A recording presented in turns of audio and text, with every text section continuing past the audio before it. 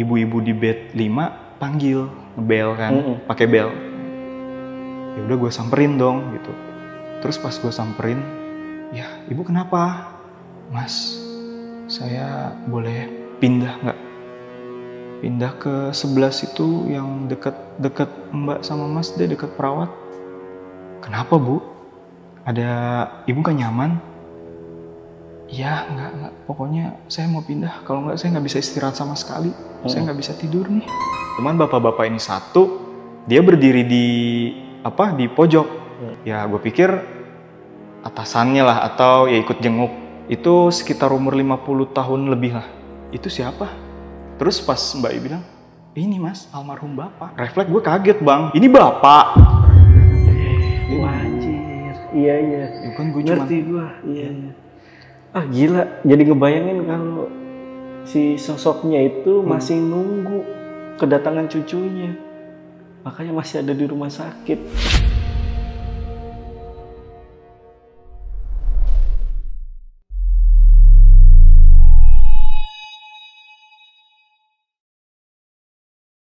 Bertemu pasien yang sudah meninggal dunia. Loh, kok bisa?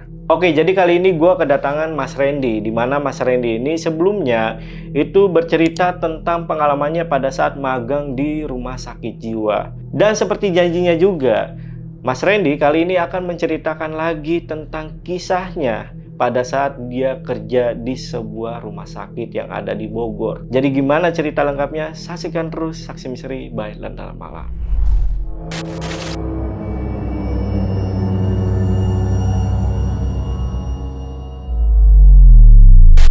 Nah guys, di sini udah ada narasumbernya sesuai request kalian. Mas Randy apa kabar mas? Baik mas. Baik ya mas ya?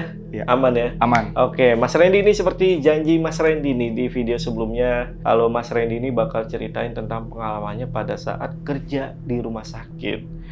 Waktu itu apa yang terjadi mas? Jadi waktu kerja di rumah sakit, saya pernah mengalami merawat seorang pasien dan setelah, mohon maaf, meninggal, saya bertemu lagi sama pasien tersebut.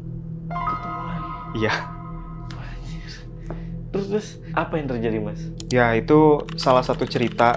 Jadi ada 3 cerita bang yang mungkin ingin gue ceritakan. Pengalaman gue selama menjadi perawat. Jadi pengalaman-pengalaman yang benar-benar nggak bisa gue lupain sampai sekarang. Oke. Salah satunya tadi ya yang bertemu lagi sama pasien yang udah meninggal. Iya betul. Oke, kalau gitu buat teman-teman yang penasaran juga simak video sampai habis. Dan seperti biasa kalau kalian pengen jadi narasumber di Lentera Malam, kalian cukup DM aja ke Instagramnya Lentera Malam, itu ada di @lenteramalam.id. Untuk linknya nanti gue taruh di deskripsi biasanya. Atau kalian juga bisa hubungi ke 2 nomor yang ada di bawah ini. Dan jangan lupa juga untuk follow Instagram gue, yaitu ada di Jamaludin_Daris. Yaudah, buat teman-teman yang penasaran sama cerita lengkap dari Mas Randy, tonton video sampai habis dan tanpa basa-basi lagi. Saksi Misteri, kita mulai.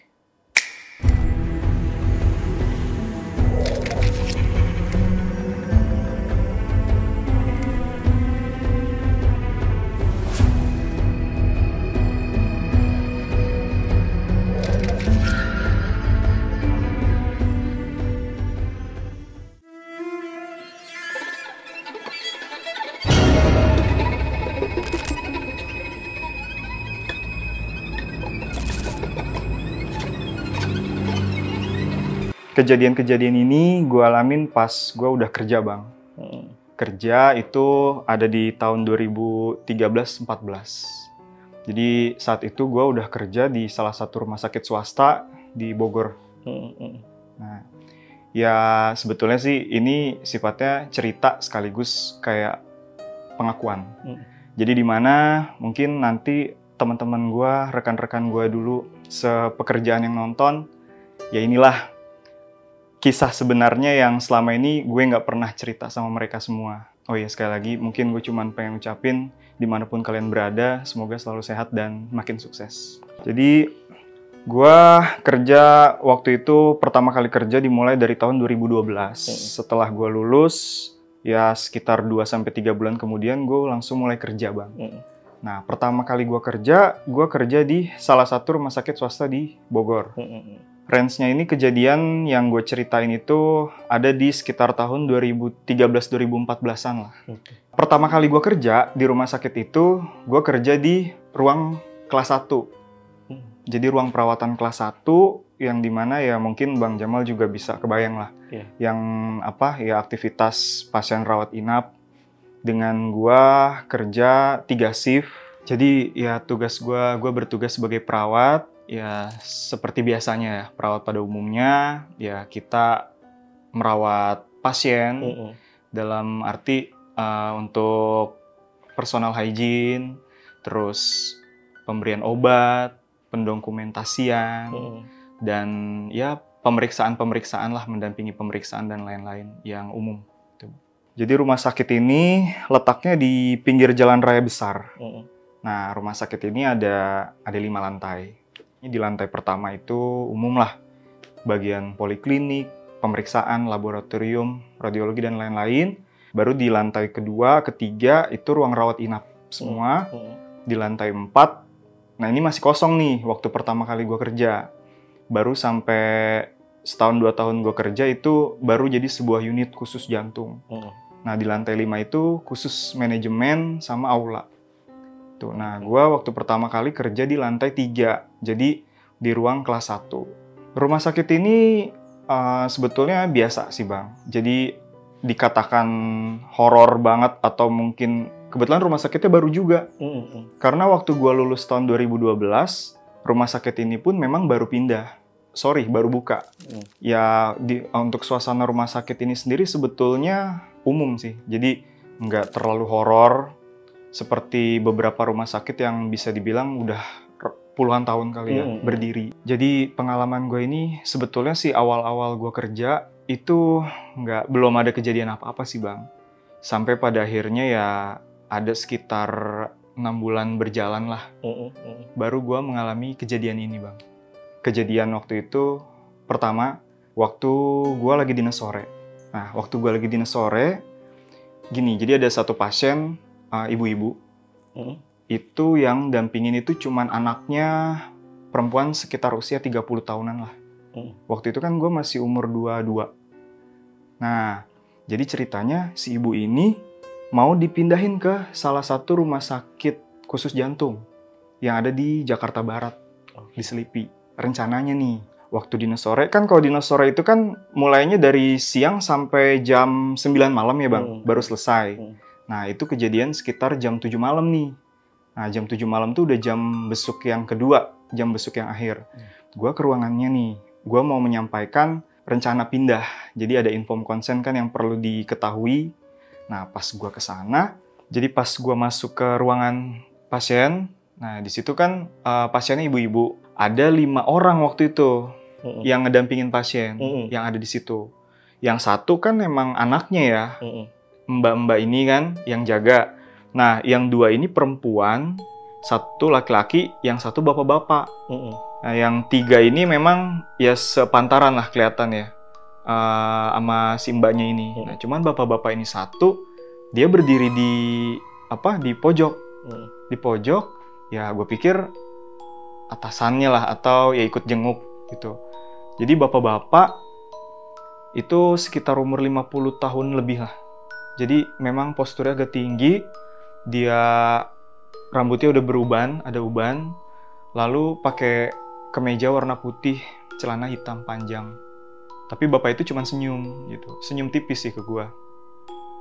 Nah, cuma bapak-bapak ini ya ketika gua kesana kan ya gua sapa dan intinya mengingatkan lah, Mbak, Mas, ya terima kasih atas kunjungannya, jangan lupa waktunya udah mau habis. Mengingatkan aja udah mau habis waktu besuk. Cuman ya tadi gue mau menyampaikan masalah perpindahan kan gak enak nih karena masih ada tamu. Gue balik lagi ke nurse station dulu. Nah pas gue ke nurse station, gue lihat udah pulang tuh tamu yang tadi, cuman bertiga. Yang perempuan 2, laki-laki 1. Akhirnya gue masuk lagi nih ke ruangan itu, menyampaikan tadi yang lanjutan. Nggak ada sih, dia cuman pasiennya ibu itu sama si mbaknya aja yang jaga, anaknya berdua. Nah, akhirnya udah gue sampaikan apa segala macam ya, gue tanyalah, tadi teman-teman kerja ya Mbak? Nah, kata mbaknya, iya bener Mas. ya lagi jenguk ibu nih gitu kan. Terus kalau tadi yang bertiga, terus kalau yang satu bapak-bapak itu atasan kali ya? Enggak sih mas, cuma bertiga. Cuma bertiga. Yang gue lihat kan tadi berempat. Iya. Ada bapak-bapaknya satu. Senyum lagi gitu kan. Ya gue pikir, oh bukan teman kerja. Ya udahlah, mungkin pengunjung juga barengan atau gimana. Gue nggak mikir apa-apa. Cuma oh gitu. Ketika dia bilang cuma bertiga, lu nggak ngerasa aneh di situ? Ya gue ngerasa anehnya sih, enggak, gue pikir cuma bertiga, ya teman-temannya doang berarti 3 orang. Cuma pas gue bilang, oh nggak ada bapak-bapak, itu mungkin atasannya. Oh. Nggak ada sih mas. Ya gue nggak mau pikir apa-apalah, ya mungkin apa jangan-jangan itu, entahlah, udah nggak terpikirkan bang, karena waktu itu udah fokus aja, ini selesai nih gitu kan, dokumen. Nah ini kan gue dinas sore, besoknya gue ketemu dinas malam. Ternyata si ibu itunya belum pindah karena masih ada satu hal terkait asuransi lah yang memang masih diproses.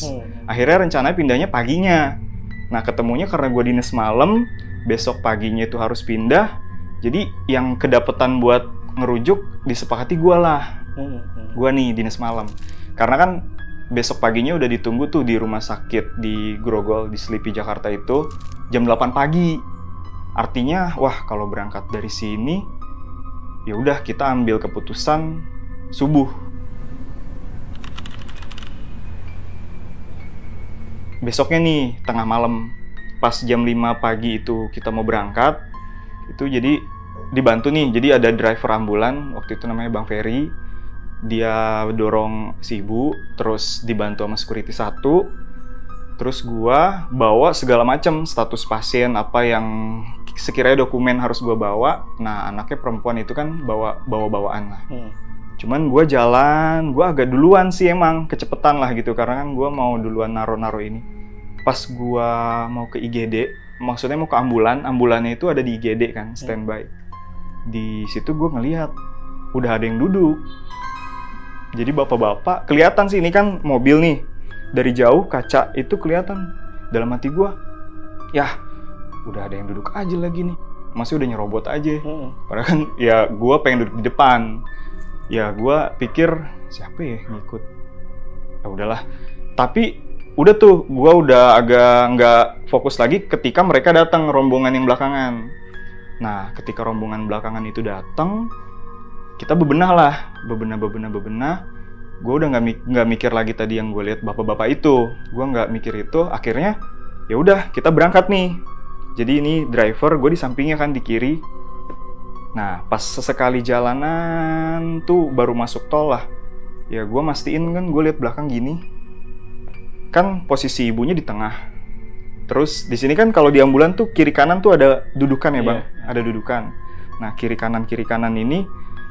Yang di jajaran gue ini anaknya duduk di sebelah sini, di kiri. Nah pas gue lihat gini ada bapak-bapak di dudukan yang sebelah kanan. Kalau gue lihat kan si mbaknya mah lagi tidur ya. Ya udahlah lagi tidur. Terus bapak-bapaknya sih lagi duduk aja, lagi diam. Ya udah keluarganya ikut kali gitu kan.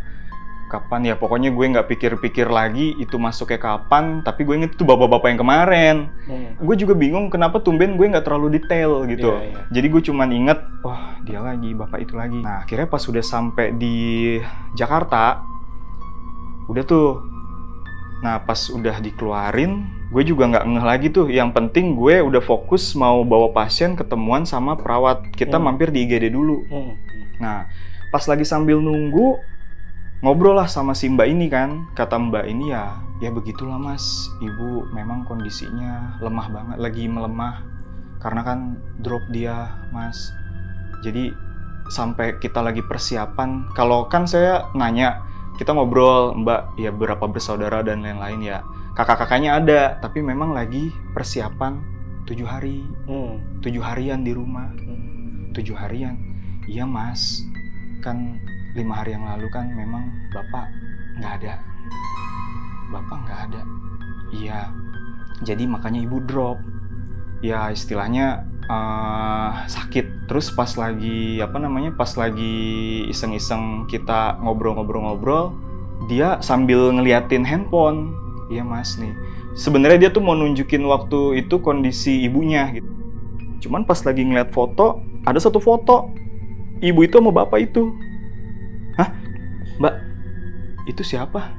Terus pas Mbak I bilang, ini mas, almarhum bapak. Refleks gue kaget bang, ini bapak. Nah pas, ya justru saking kagetnya gue shock itu sampai suster di situ ada yang, shh, buset galak banget tuh suster.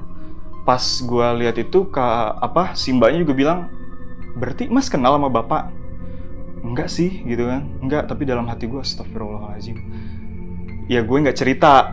Kalau gue selama ini tuh ngelihat bapak itu ada di ruangan. Bapak itu ada di ambulan.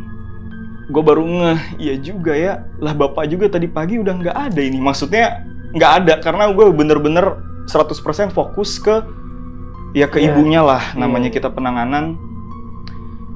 Ya akhirnya gue cuman ya udah mbak, turut berduka cita.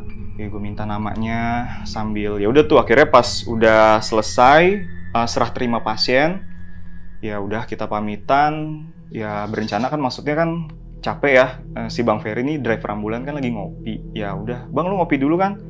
Gue maksudnya mau ke musola dulu kan. Gue maksudnya mau duha sambil coba mau baca doa buat almarhum bapaknya. Pas gue ke masjid itu bang, ya itu kerasa banget tuh ada yang ngikutin gue. Gue hampir nggak mau jadi sholat. Ya udahlah, kata gue dalam hati, niat sholat mendingan nggak usah daripada nggak bener. Ya udah akhirnya lanjut, walaupun kerasa memang ada yang ngikutin gue aja. Oh, lanjut sholat tetap? Lanjut aja gitu, dan niat untuk doa itu aja. Ya gue merasa bersalah aja. Selama ini gue agak seujon sebetulnya. Karena kan di hari pas gue ngelihat itu ada di ruangan, ya gue cuma bilang gini, ngapa sih nyengir mulu si bapak gitu kan. Maksudnya dia nggak ada basa-basinya kayak atau apa gitu kan. Tapi terus pas lagi di ambulan juga, ya gue cuma berpikir ikut lagi. Ya gue cuman sempet kebayang aja, sorry ya pak, mohon maaf pak. Karena kan ketika dia ada di depan ambulan juga gue pikir ngeganggu, ngikutin aja gitu. Ya ternyata ya gue nggak nyangka itu bapaknya. Dan lu juga baru ngeh kalau misalkan pas turun dari ambulan kok nggak ada bapak-bapaknya gitu ya? Baru ngeh. Pokoknya pikiran gue itu fokus ke pasien. Pasien turun, kita harus segera kejar. Jadi ya gue nggak inget lagi emang tadi ada bapaknya kemana apa enggak gitu. Gue cuman taunya ya udah pas mbak itu udah bilang lagi memang lagi dalam, itu berarti hari kelima bang. 2 hari lagi tuh mau 7 harian gitu. Berarti 5 hari yang lalu bapaknya, mohon maaf nggak ada. Makanya ibu ya udah drop kondisinya.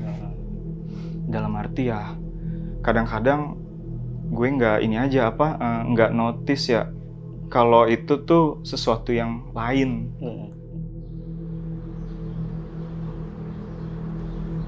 Kejadian berikutnya, ini gue udah pindah unit nih bang.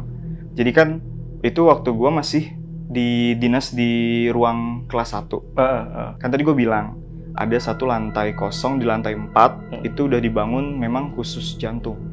Nah khusus jantung, jadi memang ada ruang kateterisasi jantung, pokoknya yang berkaitan dengan perawatan jantung, ruang rawat, ruang ICU khusus jantung ada di lantai 4. Nah, gua waktu itu pindah tugas di ICCU ya. Jadi ICU-nya khusus jantung. Jadi suatu waktu ada seorang pasien itu ibu yang berusia sekitar 70 tahun. Jadi sekitar 70 tahun, dia ini waktu gua lagi dinas sore waktu itu, ya udah akrab lah ya. Udah akrab. Terakhir waktu gue dinas sore, ya gue panggil sapanya Oma, karena kan ya unik lah dia. Ya udah, Oma sehat ya gitu. Biasa lah, gue menjelaskan beberapa, nanti kita mau ada pemeriksaan ini. Ya, ini seger tuh, fresh. Jadi memang itu abis jam besuk sore bang. Jadi kebetulan yang jaga anaknya, ibu-ibu. Jadi sebetulnya Oma ini punya cucu kan, dari yang ibu-ibu itu tadi, anaknya si ibu itu yang jaga. Cucunya itu cowok, kuliah di Jogja. Nah, dia itu senang banget tuh si Oma. Sampai, aduh mas, besok cucu ibu mau datang. Oh Iya bagus dong Oma. Makanya harus Oma harus fresh. Obatnya teratur, makannya jangan males, bla bla bla gitu kan. Iya, pokoknya Oma udah nggak sabar banget. Seneng banget tau Mas, dia ganteng loh. Sama kayak Mas Randy gitu. Sorry ya, emang Iya. ibunya bilang gitu. Iya. Namanya juga ibu-ibu lah gitu ya Bang. Udah sekitar jam 7 malam Bang. Itu kalau kita memang menyebut kondisi kalau pasien lagi mengalami penurunan kondisi atau masuk ke dalam keadaan kritis, kita sebut jelek. Maksudnya jelek kayak gimana tuh? Maksudnya gini, misalnya kita ngelihat, itu kan monitor ya, kita kan di unit intensif kan memang berdasarkan monitor. Nah, ketika memang ada tanda-tanda, terutama jantung kan, yang kita memang pantau Bang, itu ada penurunan kondisi atau perburukan, ya kita sebut langsung, jelek, misalnya, ibu jelek. Mohon maaf ya Bu, ya itulah maksudnya. Jadi, kita nggak mungkin juga bilang, itu tuh bahaya gitu kan. Itu. Iya benar. Nah, jadi kondisinya ya. Nah, waktu itu rekan seruangan senior bilang, astagfirullah, Ren, ibu Ren, Oma jelek. Langsung dah, biasa Bang, kita tindakan emergensi kan. Nah, tapi memang ada permintaan dari keluarga, kan ibu si Oma ini kan, mohon maaf, memang fisiknya itu udah kecil, maksudnya gini, udah kurus ya, udah gitu rentan. Kita takut kalau kita RJP, resusitasi jantung kan, itu takut patah tulang dadanya. Makanya ya dengan semua tindakan aja kecuali itu.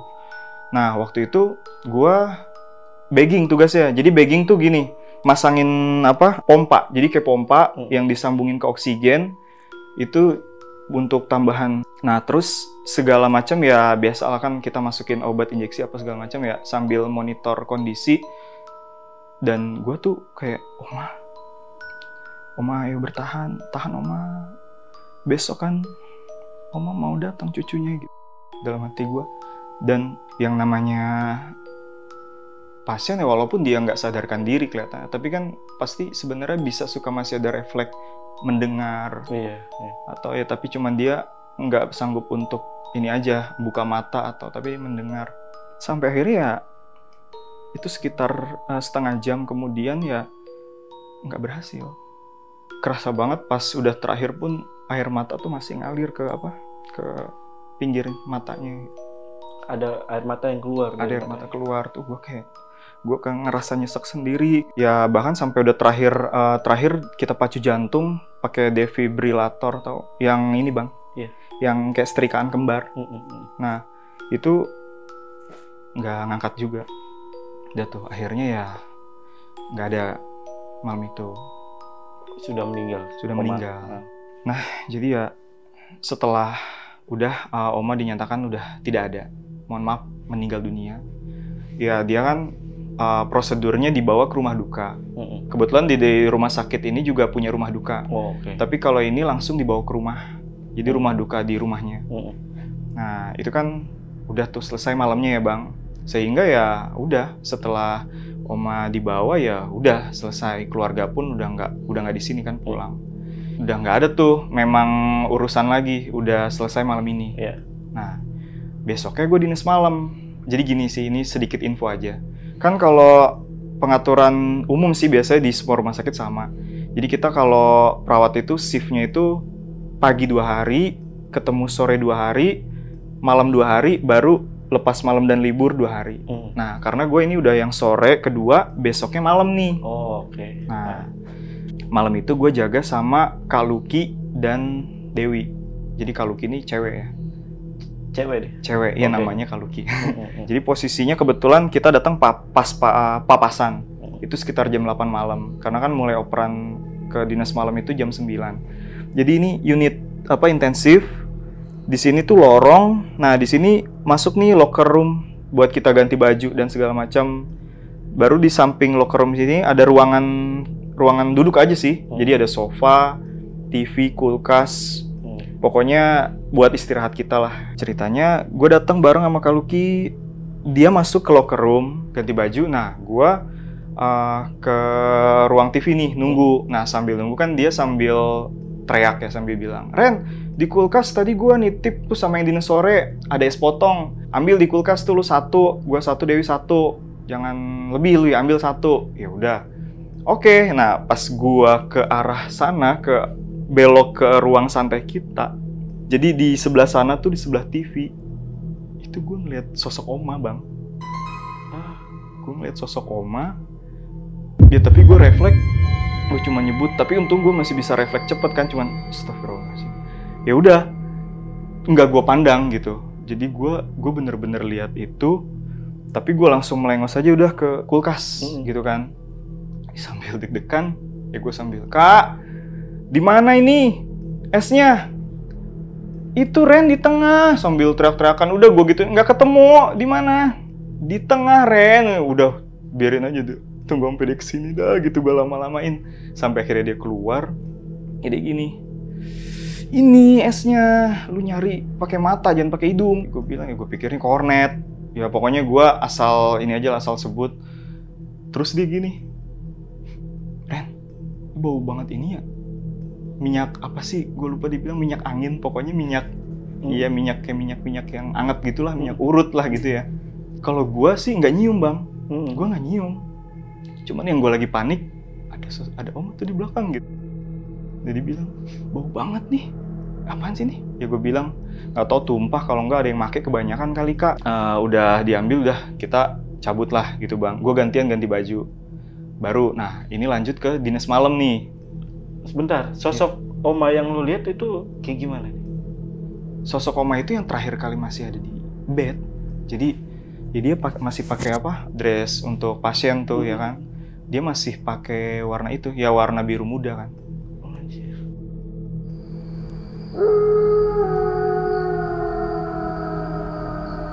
Terus lanjut nih, ini sih sekitar jam 12 lah, jam 12 malam. Kan itu mulailah kita lagi dinas malam nih. Di ruang itu, gua mau ambil obat, Bang. Karena kan kalau dokter itu malam ngeresepin obat, ditinggal kita kasih ke farmasi. Habis itu ya udah kita ambil nih obat-obat yang ada di farmasi. Nah, gua keluar sendiri ke farmasi ngambil obat. Pas gua udah balik ke ruangan, ke ICU, si Dewi temen gua ngegerutu. "Lama banget sih lu, Ren." "Lah, kenapa lu tumben?" Gue sih biasanya emang normal, Bang. Ketemu sama siapa aja ya kita ngobrol dikit lah, bercanda. Tapi enggak, maksudnya dalam konteksnya kita tahu waktunya. Cuman waktu itu dia panik. "Udah sini aja deh, udah kan gak ada yang keluar lagi, lu jangan kemana-mana." Jadi gini, Bang, kan ini kita nurse station. Nah, jadi di situ ada 6 bed. Jadi dari ujung kiri kan, bed 1, bed 2, bed 3, bed 4, bed 5, bed 6. Nah, jadi posisi nurse station ini memang berhadapannya sama bed 3 dan 4 yang tengah. Yeah. Cuman kan ada pasien baru yang pagi itu, ibu-ibu, kita taruhnya di bed 5. Karena sebisa mungkin kita nggak naruh yang depan persis, walaupun depan persis kita kosong. Yeah. Okay. Jadi untuk menghindari kalau ada percakapan, dokter visit atau supervisi apa-apa kan takut mengganggu. Nah, kan ini bed 5, ini bed 6. Supaya ini nggak iseng, pasien nggak iseng, kita memang tutup. Oke. Jadi biar rapet gitu kan. Nah, Dewi tuh ngelihat di bed 6, ya pokoknya di tirai bed 6, tirai itu kayak ada yang dorong, maksudnya main-mainin gitu. Makanya dia nyolek Kak Luki kan. Cuman ya Kak Luki bilang, "Apaan lu? Enggak, gue nggak mau lihat." Gitu. Jadi itu enggak, lihat aja malah, bentar lihat aja apa. Enggak. Ya makanya Kak Luki selalu bilang, enggak, gue nggak lihat apa-apa, Ren. Gue emang nggak mau lihat gitu ya, walaupun si Dewi bilang, ya udah, lu nyantai aja, enggak lah. Ya udah nih, itu sekitar jam 1, Bang.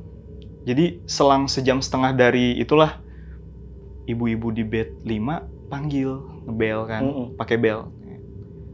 Ya udah gue samperin dong gitu. Terus pas gue samperin, "Ya ibu kenapa?" "Mas, saya boleh pindah nggak? Pindah ke 11 itu yang deket Mbak sama Mas deh, deket perawat." "Kenapa, Bu? Ada ibu nggak nyaman?" "Ya nggak, pokoknya saya mau pindah. Kalau nggak saya nggak bisa istirahat sama sekali. Saya nggak bisa tidur nih." Ya udahlah, pasti menyikapi itu ya, Bang. Ketika memang dia, ya kalau memang pasien bisa lebih nyaman dan istirahat, ya udah kita pindahin. Kita pindahin, udah tuh malam itu pindah. Nah besok paginya pas itu kan sekitar jam 6 pagi lah, jam setengah 7 kan memang udah bangun. Gue lagi cek-cek lagi obat-obat pagi sambil nyapa ibu. Ibu gimana? Semalam tidurnya nyenyak gitu. Ya mohon maaf ya mas, tadi malam saya mengganggu gitu. Oh nggak apa-apa bu, ya memang kalau ibu lebih nyaman di sini nggak apa-apa. Emang tadi malam ibu kenapa? Takutnya ada yang sakit atau ada yang nggak nyaman? Enggak, tadi malam saya takut mas, katanya. Kenapa? Jadi di depan beliau ini kan ibu tidur.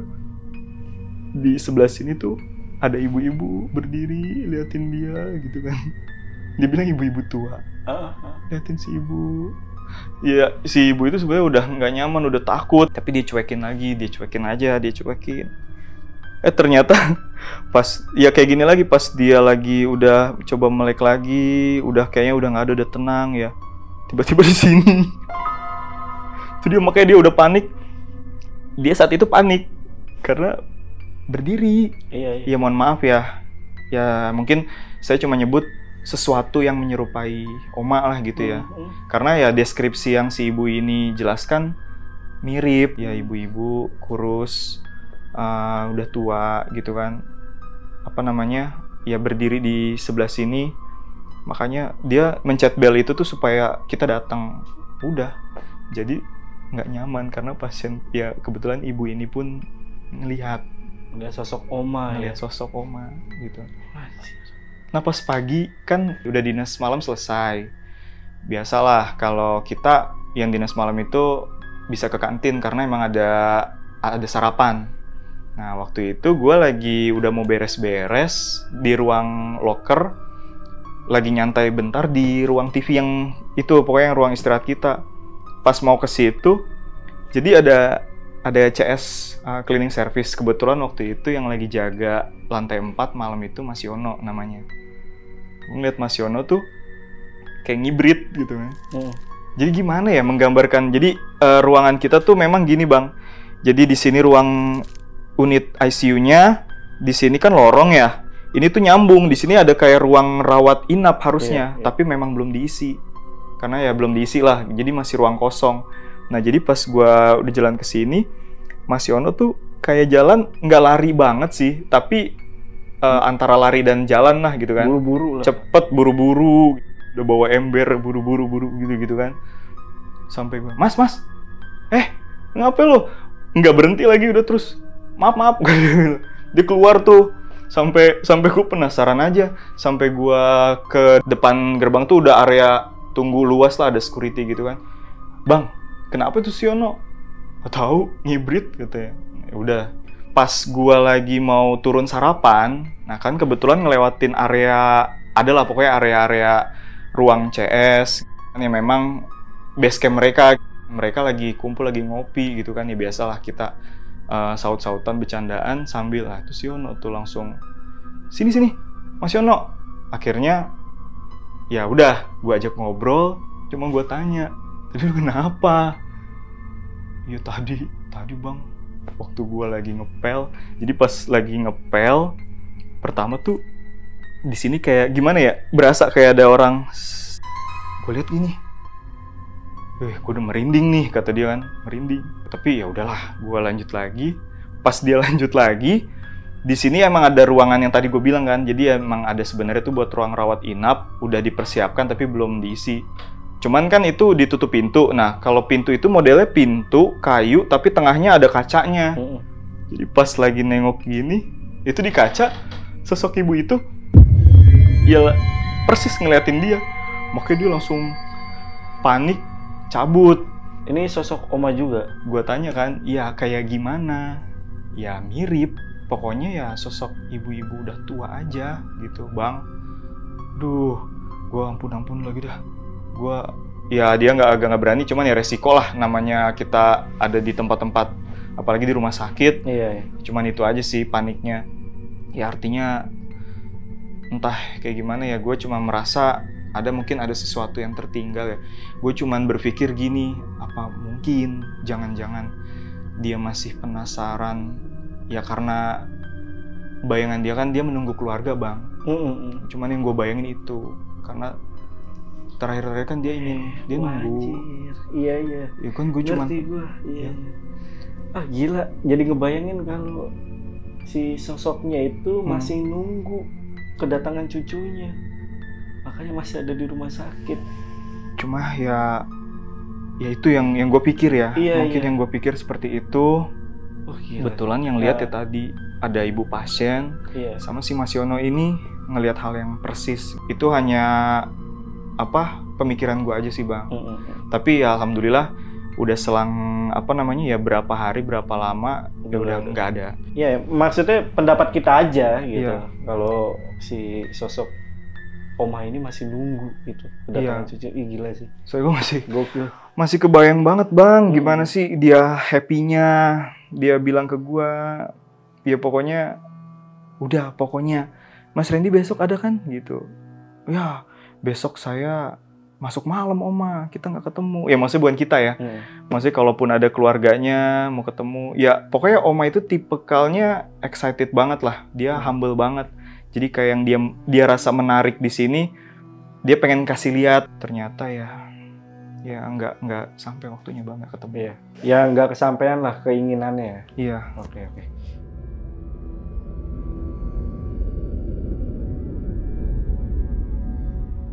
Nah, Mas Randy ini ada lagi nggak pengalaman pada saat di rumah sakit itu?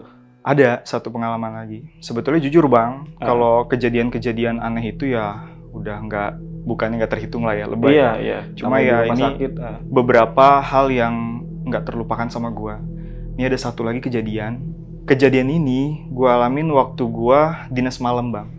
Jadi waktu gua dinas malam itu, ini gua masih tugas di ruang rawat inap kelas 1.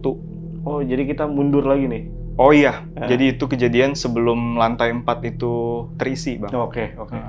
Nah, gue waktu itu datang, harusnya kan kalau gambaran rumah sakit tuh ada lobi tengah. Pasti kita normalnya sih masuk lewat tengah.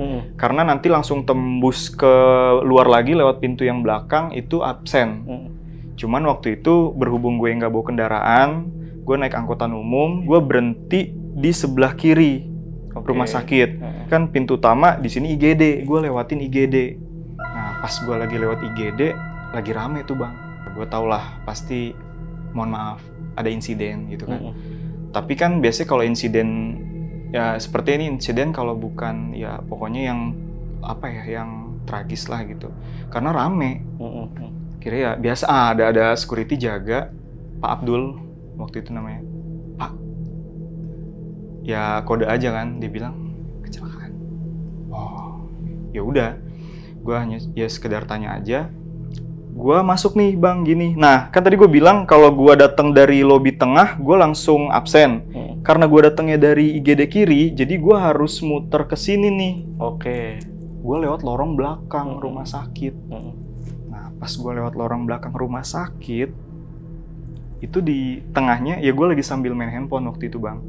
Ya gue lihat di sebelah kanan depan itu ada yang berdiri, tapi ya pokoknya laki-laki lah, jelas gitu kan, laki-laki. Cuman dia lagi madep ke sana aja, terdiam. Ya kalau gue kan ya udahlah, nggak berpikir apa-apa aja sambil si Pak. Nah pas gue lewatin ya dia cuman, ya gue agak terbesit. Kayak ada kepo aja, maksudnya kepo pengen, apa gue songong, apa gimana. Pas gue lihat, nggak ada dong, nggak ada Bang. Otomatis kan, ya, ini pasti itulah gitu kan. Udah tuh, gue mempercepat langkah, akhirnya udah gue absen. Udah, nah ini lanjut nih dinas malam, di ruang kelas 1 kan. Nah, gue waktu itu dinas malam tuh bertiga, sama Teh Dwi, sama Teh Mega. Bertiga nih.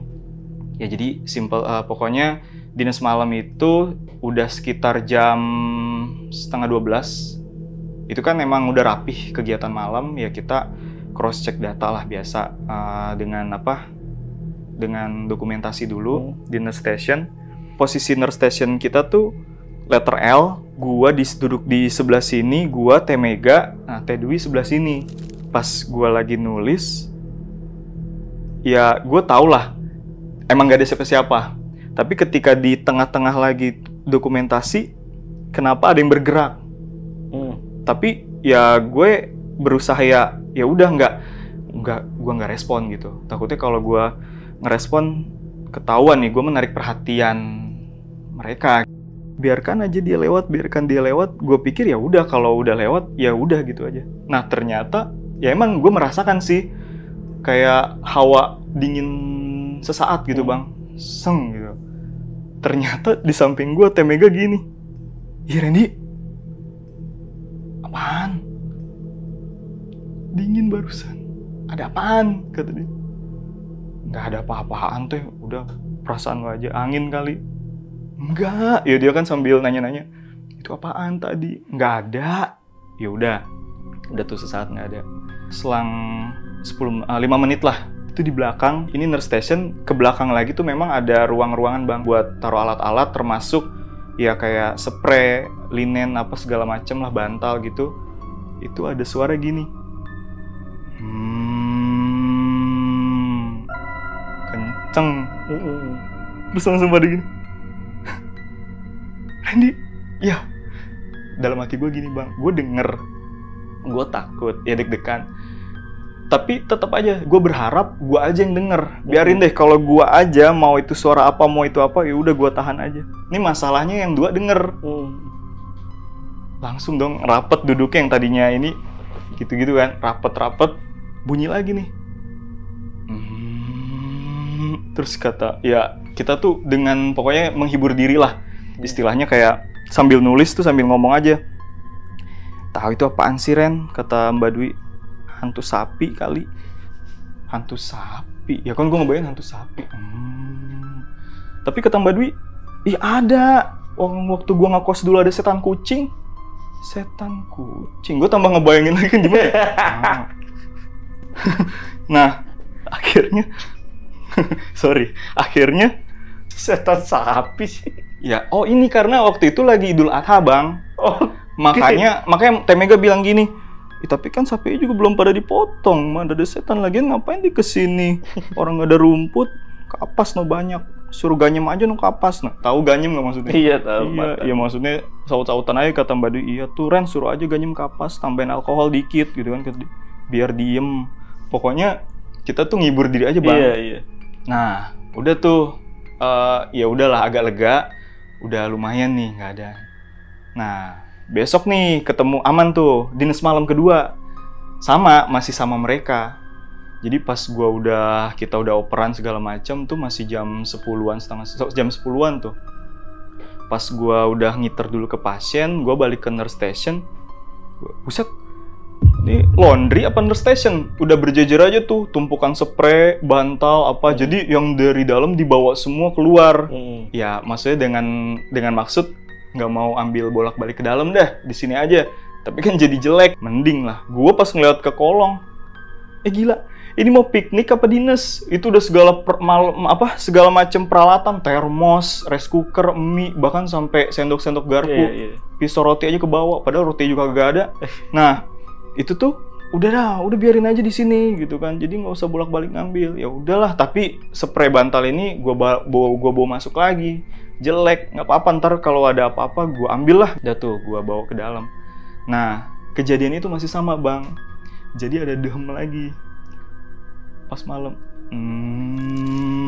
Ya si Mo datang lagi kata dia. Jadi kita jadi membayangkan tuh hantu sapi kan. Ya udah si Mo abis bunyinya kan.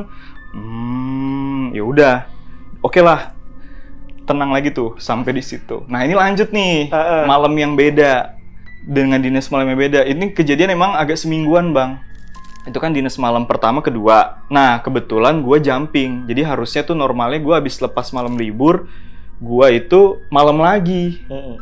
Harusnya kan ketemu pagi dulu, sore dulu, baru malam lagi. Itu gue ya biasa ya, tentatif. Kalau ada suatu, misalnya ada personil yang gimana-gimana kan diatur jadwal. Apalagi gue laki-laki sendiri. Jadi ya kadang agak diandalkan. Itulah, ya udah nggak apa-apa sih.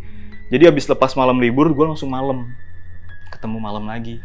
Nah, malam ini gue dinas sama Mbak Wiwin sama Mbak Ratna namanya. Jadi rumor tuh udah beredar di antara kita. di antara kita-kita. Si setan sapi ini. Iya, si hantu Mo kata. Jadi si kata ini, aduh, Randy, awas lu kalau macem-macem malam ini ya, kayak gitu ya. Nah, jadi dinas malam nih.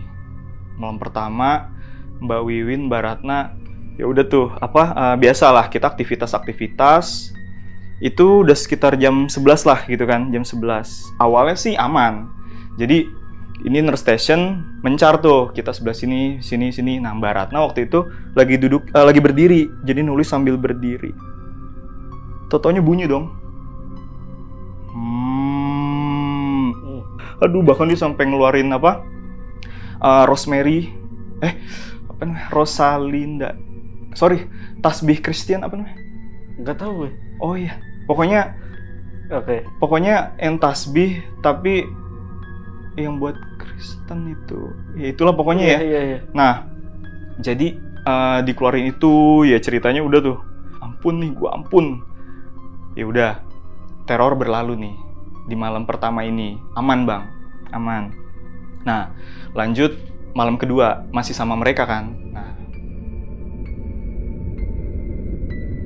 di malam kedua ini dinas lagi, si Mbak Wiwin ya datang biasa lah, udah pada persiapan. Dia cuma bawa gelas, taro, dibilang, Ren, ini jangan diminum ya. Ya enggak lah, pasti kalau minum ya saya ambil mbak, biasa kan. Ya dia cuma ngingetin, ya kali lagi males apa ini soalnya. Ya langsung gue tanya, iya oke lah, nggak minum. Emang itu apa? Air garam, dia bilang. Mbak kenapa mbak mencret? Bukan, ini buat jaga-jaga. Oh ya udah, ya gue paham kan. Ya udahlah, ya aja gitu. Jadi ditaruh tuh air garam di situ.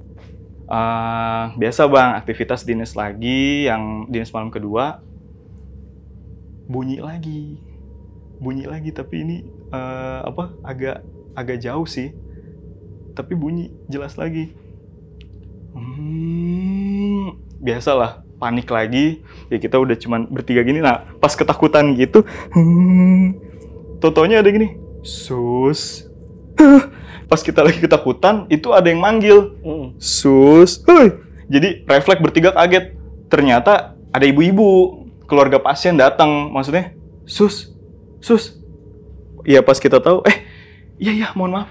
Kenapa bu? Langsung aja gue refleks nyamperin si ibu kan. Nggak apa-apa, suster kenapa? Nggak apa-apa bu. Ibu itu minta bantuan biasa. Ya udah gue datengin. Oh iya, ayo bu. Jadi ke ruangan. Jadi itu kan ibu-ibu itu lagi nungguin suaminya. Suaminya lagi dirawat. Ya udah akhirnya ya seperti biasa bang. Ya gue ternyata botol infus kayak udah mau habis. Botol infus sudah mau habis. Ya dia kan nanya ini takutnya gimana biasalah. Ya udah gue pengecekan segala macam sampai bapaknya juga masih kebangun. Mas, oh iya pak, istirahat ya pak.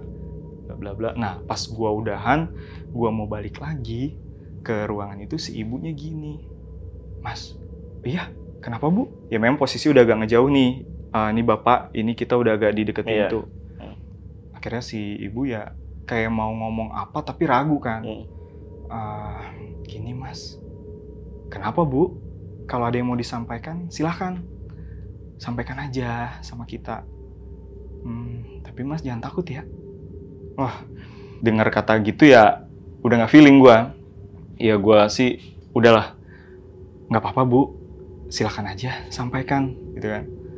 Nah, dia bilang sebetulnya ya sekitar setengah jam lalu sebetulnya ibu udah mau ke sana, ke nurse station ya, ke tempat mau minta tolong mas. Cuma pas ibu keluar tadi ibu ngelihat ada laki-laki di depan mbak sama mas itu. Lagi ngelihat ke kalian. Pokoknya yang keadaannya serem banget. Jadi yang ibu itu lihat, dia bilang dia pakai kemeja kotak-kotak hitam putih, terus dengan kondisi ya memang banyak darah kan di bajunya, di sebelah sininya. Terus kelihatan lah bayangannya kalau tangan kanan itu bentuknya udah ya mohon maaf agak bengkok lah gitu ya. Terus kakinya juga agak sobek lusuh gitu celananya, pokoknya agak miring ke kanan. Itu ibu ngeliat itu. Ibu nggak jadi, ibu tenangin diri dulu aja deh sampai ibu berani lagi. Nah akhirnya ya udah, pas itu ya udah bu, nggak apa-apa. Ya barangkali mungkin Ibu hanya kepikiran atau ya semoga aja ya Bu, kalaupun memang hal-hal itu ada ya yang penting tidak mengganggu kita gitu kan. Jadi malah manjang. Ya udah Bu, udah kalau gitu Ibu tenang aja. Sekarang Ibu istirahat ya. Nah, udah tuh akhirnya gue lanjut balik. Ya udah, alhamdulillah ya sampai akhirnya udah pagi besok paginya. Ya nggak gue obrolin sih tentang yang si ibu cerita ini enggak. Cuman ya biasa heboh lagi yang masalah ada suara gitu kan. Makanya gue bilang tuh sampai air garam yang tadi malam dibawa-bawain aja dia sampai ngoceh kan. Nggak guna gitu nama dia. Lah ya gue bilang ya kalau namanya setahu gue ya kalau garam itu kan bukannya ditabur atau mungkin kalau emang dilarutin di air diapain kek, disiram, dicipratin lah. Kalau ditaruh gitu doang siapa yang mau minum ya kali, ya kecuali kalau ya hantu diare kali gitu. Gue inisiatif Bang, pas gue udah selesai dinas pagi gue mau ke UGD. Gue cuman mau gue cuman mau nanya sama waktu itu Pak Abdul yang jaga kan waktu security itu. Pak, ngobrol-ngobrol aja sih, karena gue ngerasa kayak gini. Jujur, waktu gue pertama kali nemu bapak-bapak, terus gue ucapin misi Pak, dan memang bapak-bapak itu sebenarnya nggak ada, itu gue udah feeling nggak enak. Gue salah Bang. Gue salahnya Pak. Biasanya kalau udah ada seperti itu, ya ini, makanya kejadian ini setelah itu kan. Nah gue agak curiga aja. Pak, ada kejadian nggak sih waktu itu? Kira gue tanya sama Pak Abdul. Iya. Waktu itu kayak gimana Pak? Ya, kebetulan ketemu, dia ada juga kan. Iya. Jadi ya dia kasih gambaran. Yang waktu malam itu kejadian. Kan dia memang security juga ngobrol sama ada warga yang ikut tuh Bang. Iya. Jadi itu ya cowok memang. Dia kerja di Bandung. Lagi pulang ke Bogor. Cuman mohon maaf memang pas lagi perjalanan tengah jalan itu ya di Jalan Raya Bogor kecelakaan. Dia masuk ke pokoknya masuk ke kolong truk lah. Itu nah mengenai ciri-cirinya ya orang dia udah pakai kesini ya dia bapak itu sebenarnya Pak Abdul nggak inget banget. Cuman ya dia ngasih gambaran intinya iya sih. Pokoknya yang saya lihat itu kan dibawa pakai angkot waktu itu. Ya memang pakai baju kotak-kotak, udah itu aja sih. Dia bilang pakai baju kotak-kotak. Ya sedih banget. Katanya kan dia diceritain sama keluarganya kalau dia tuh perjalanan pulang lagi ditunggu banget Bang. Ya namanya juga anak lagi kerja, dia ada yang mau dibawa, terus ada yang mau mau disampein gitu kan. Ya nggak kena jadi. Berarti kemungkinan yang ngedehem itu iya dari sosok itu. Yang dari sosok itu. Karena jujur walaupun gue sempet yang tadi gue bilang sempet ada yang bergerak di samping kanan gue memang berusaha seakan-akan gue nggak lihat aja. Gitu. Iya paham. Jadi kemungkinan sosok si bapak itu yang kecelakaan ya. Iya. Oke. Nah terus suara ngedehem itu berhenti pas kapan tuh? Udah hilangnya gitu, nggak gangguin lagi. Suara ngedehem itu udah hilang pas kan kalau gue udah nggak tahu ya, nggak ngalamin itu. Jadi ketika gue dinas malam aja sih Bang, besoknya tuh temen gue yang dinas malam pun nggak ngalamin itu. Jadi ya akhirnya ya sampai gue kembali lagi ke rutinitas lagi, udah nggak ada info itu lagi sih. Pokoknya hilang gitu aja lah ya? Iya. Oke. Tapi dari teman-teman lu itu yang mengenai sosok terakhir ya, si bapak-bapak yang kecelakaan itu ya, teman-teman lu ada yang lihat wujudnya nggak? Kalau ngeliat wujudnya enggak. Cuman Mbak Wiwin itu merasakan kalau waktu dia lagi ngoplos obat itu ada yang berdiri di sampingnya dia, samping kanan. Cuman lagi dalam kondisi ini karena dia udah takut, dia nggak mau nengok, dia langsung cabut aja. Itu kejadian-kejadian yang paling lo inget ya, Bang? Iya. Nah itu tadi ya mungkin ada 3 cerita yang paling diinget sama Mas Randy ya. Iya. Di rumah sakit yang ada di Bogor ya. Iya. Nah ini mungkin buat teman-teman yang penasaran atau pengen tanya-tanya lebih lengkap lagi, kalian tulis di kolom komentar ya. Mungkin nanti Mas Randy itu bakal balas komen kalian ya. Mas Randy ini mungkin buat teman-teman ada pesan nggak? Apalagi yang mau jadi perawat ya atau yang mau bekerja di rumah sakit itu ada tips atau apa biar nggak menghadapi ketakutan yang berlebihan gitu? Ya sebetulnya sih kalau kita kan jatuhnya kembali lagi ya Bang, profesi perawat, ya salah satunya perawat ya, kan profesi ada lagi beberapa lainnya, yang dimana ya hal-hal seperti ini, ya entah itu memang mengalami kejadian mistis atau tidak, tapi memang keberanian itu udah pasti otomatis harus punya gitu kan. Jadi ya ketika tugas di rumah sakit untuk menghadapi rasa ketakutan, ya kita tinggal, ya sebetulnya sih lebih takut kita nggak gajian ya. Iya, iya. Ya daripada begitu lebih baik kita tahan gitu. Biasanya ya paling nggak pikirlah hal-hal positif aja. Paling kalau memang ada rasa-rasa yang janggal, ya kita berdoa aja sesuai dengan keyakinan masing-masing. Nah, itu tadi ya pesan dari Mas Randy buat teman-teman yang mau kerja ataupun lagi kerja di rumah sakit. Oke, kalau gitu buat video kali ini gue rasa cukup. Gue izin pamit. Gue Jamal dari Lentera Malam dan Mas Randy pamit. Bye.